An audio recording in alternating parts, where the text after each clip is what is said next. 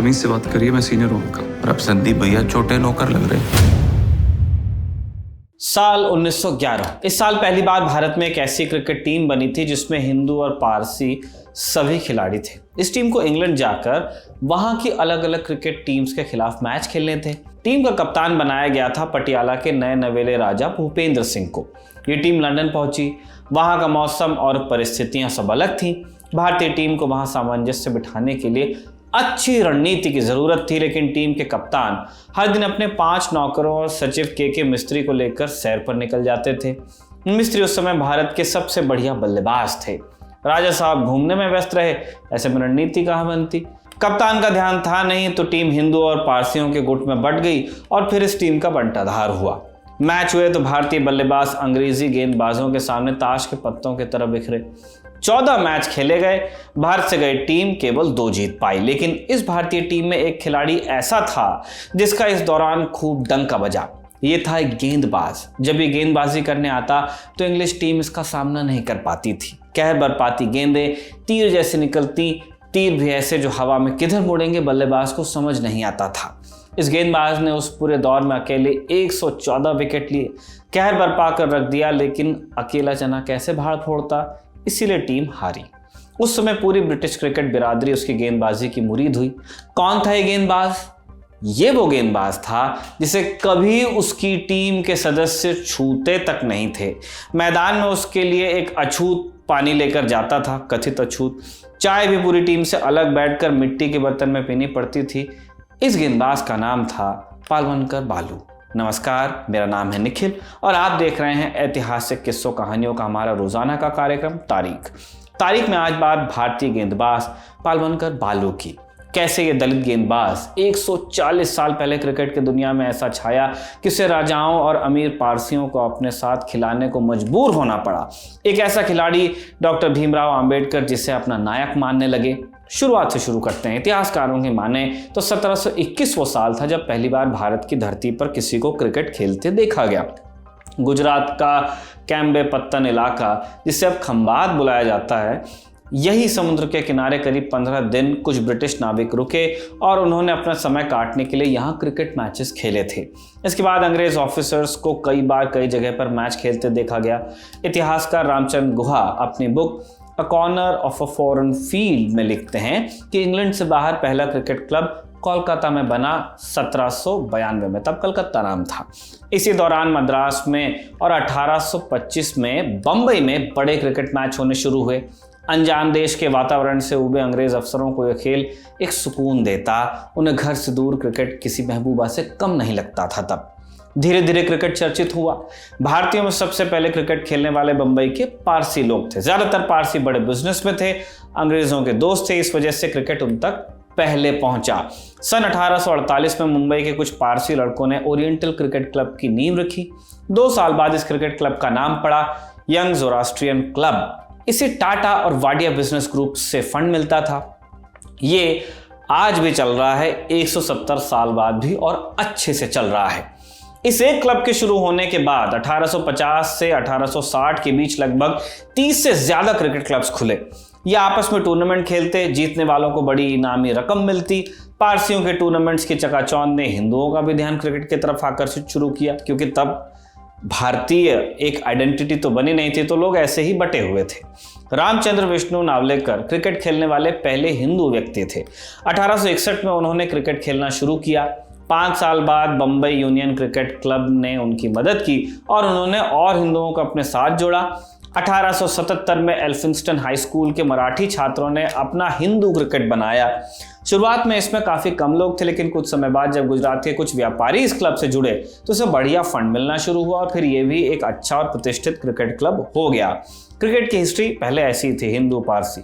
इसी साल पारसियों के क्रिकेट क्लब और अंग्रेजों के क्लब बॉम्बे जिमखाना के बीच पहला 2 दिवसीय मैच हुआ। ये मैच ड्रॉ रहा। इसके बाद पारसियों, अंग्रेजों और हिंदू क्रिकेट क्लब्स के बीच बड़े क्रिकेट टूर्नामेंट्स हुए। लगभग इसी समय बंबई से करीब 150 किलोमीटर दूर पूना में एक 6 साल का बच्चा पालवनकर बालू अंग्रेजी सैनिकों को क्रिकेट खेलते देख बड़ा हो रहा था। उसके पिता यहाँ हथियारों के कारखाने में काम करते थे। बालू दिन भर ब्रिटिश अफसरों के मैच देखता, मैदान के बाहर बैठ जाता और अपने पास आने वाली गेंद उठाकर वापस मैदान में फेंकता, जैसा बच्चे करते हैं। उसे इतने में ही बड़ा मजा आता था। अंग्रेज अफसर जिन बल्लों और गेंदों को बेकार समझकर कूड़े में डाल देते, बालू उन्हें उठा लाता और अपने छोटे भाई शिवराम के साथ घर में क्रिकेट खेलता। दोनों भाई कुछ बड़े हुए तो पिता ने परिवार की आय बढ़ाने के लिए इनकी पढ़ाई छुड़वा दी। पारसियों द्वारा चलाए जाने वाले क्रिकेट क्लब में बालू की पहली नौकरी लगी। यहाँ वो पिच की सफाई और मरम्मत का काम किया करते थे। कभी कभी नेट पर प्रैक्टिस करने वाले खिलाड़ियों को बॉलिंग भी कर देते थे और यहाँ उन्हें हर महीने 3 रुपए मिलते थे। साल 1892 में पालवनकर बालू ने पारसियों का क्रिकेट क्लब छोड़ा, नौकरी पकड़ी अंग्रेजों के पूना क्रिकेट क्लब में। पूना क्लब में उनकी सैलरी हुई 4 रुपए महीना। यहाँ उनका काम था पिच की मरम्मत करना, उस पर निशान लगाना और प्रैक्टिस नेट्स खड़े करना। उसी समय एक दिन क्लब में कोई गेंदबाज मौजूद था नहीं और ब्रिटिश बल्लेबाज मिस्टर ट्रॉस को प्रैक्टिस करनी थी। उन्होंने मैदान के बाहर खड़े बालू को पास बुलाया और गेंदबाजी करने को कह दिया। बालू ने उन्हें 6 गेंदें डाली, जिनमें से 3 को वो बल्ले से बड़ी मुश्किल से छू पाए। 2 पर उनके स्टंप्स उखड़े और महज 1 बॉल वो ठीक से प्लेस कर पाए उसके सामने अपना बल्ला। अगले दिन पूरी इंग्लिश टीम की जुबान पर पालवनकर बालू का नाम आ गया। अब उन्हें नेट के नियमित गेंदबाज के तौर पर मान्यता दे दी गई कि ये अच्छी बॉलिंग करता है, इसको खिलाओ। वो घंटों खिलाड़ियों को बॉलिंग करवाते। इस दौरान बालू ने मशहूर ब्रिटिश स्पिन गेंदबाज बार्टन को अपना गुरु मान लिया और उनसे गेंदबाजी के गुर सीखे। उसी दौर में भारत में चर्चित अंग्रेज बल्लेबाज जे ग्रेग पूना पहुंचे। कई शतक इनके नाम थे। उन्होंने बालू का नाम सुन रखा था। उन्होंने बालू से कहा कि वो जितनी बार उन्हें नेट प्रैक्टिस में आउट करेंगे उन्हें हर बार 8 आने मिलेंगे। अगर बालू ग्रेग को एक हफ्ते में 1 बार भी आउट कर लेते तो महीने में उनकी सैलरी डबल होती। बालू ने पूना क्लब में घंटों नेट पर गेंदबाजी की, लेकिन अंग्रेजों ने कभी उन्हें बल्ला नहीं पकड़ने दिया, क्योंकि इंग्लैंड की ही तरह भारत में भी बल्लेबाजी केवल कुलीन वर्ग के लोग करते थे, जबकि बालू एक दलित थे। हालांकि सैकड़ों घंटों नामी बल्लेबाजों के सामने गेंदबाजी करने से उनकी गेंद जबरदस्त उछाल लेती, स्किल उनकी निखरती रही, उनकी स्पिन में अलग ही धार भी आ गई। पालवनकर बालू अपने पूर्वजों की तरह ही पूना की असलहा फैक्ट्री में चमड़े का काम करने आए थे, लेकिन उनकी चर्चा शहर में उनकी उम्दा गेंदबाजी के चलते हुई। पूना में ही उस समय एक हिंदू क्लब था जो पूना शहर में यूरोपियंस के खिलाफ मैच खेलता था।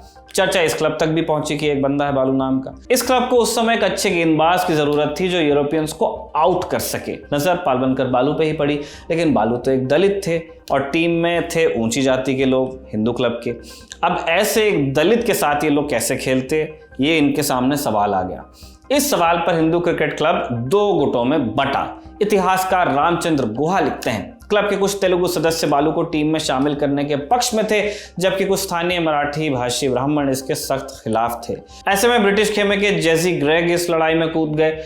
उन्होंने एक इंटरव्यू में कह दिया कि वो मूर्ख हैं जो बालू को टीम में शामिल नहीं करना चाहते। अखबारों में आए दिन इस पर खबरें छपती। देखते ही देखते मुद्दा काफी चर्चा में आ गया। आखिरकार पालवनकर बालू को अगली गर्मी में होने वाले टूर्नामेंट में हिंदू क्लब की टीम में शामिल किया गया। बालू को टीम में शामिल तो किया गया, लेकिन उनके साथ व्यवहार बहुत गलत हुआ।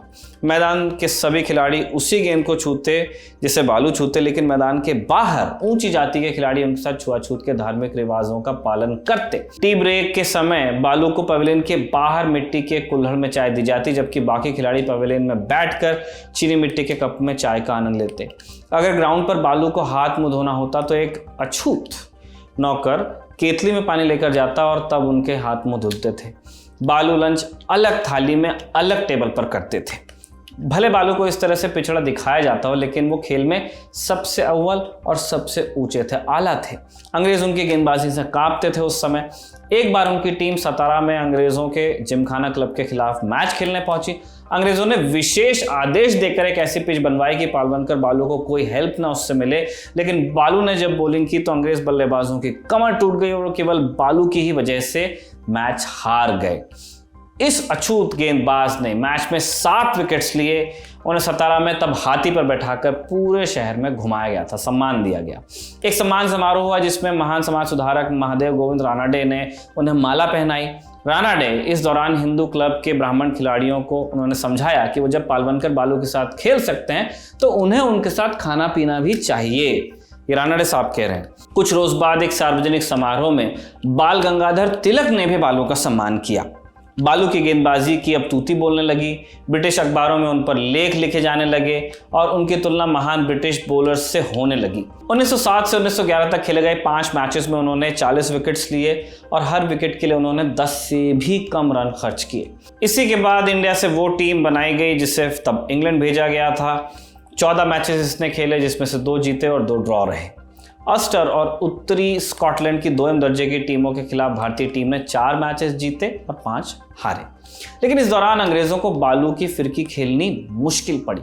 बालू ने इंग्लैंड दौरे पर 114 विकेट लिए। बताते हैं कि अगर फील्डिंग बढ़िया हुई होती तो उन्हें 150 विकेट भी मिल सकते थे। 114 विकेट लेकर उन्होंने जो रिकॉर्ड बनाया वो अभी तक नहीं टूटा। 1946 में विनू माकड़ ही एक ऐसे भारतीय गेंदबाज थे जो इंग्लैंड के दौरे पर प्रथम श्रेणी क्रिकेट में 100 से ज्यादा विकेट लेने में कामयाब रहे। 15 सितंबर 1911 को जब पालवनकर बालू इंग्लैंड से वापस हिंदुस्तान आए तो उनका देश में भव्य स्वागत हुआ।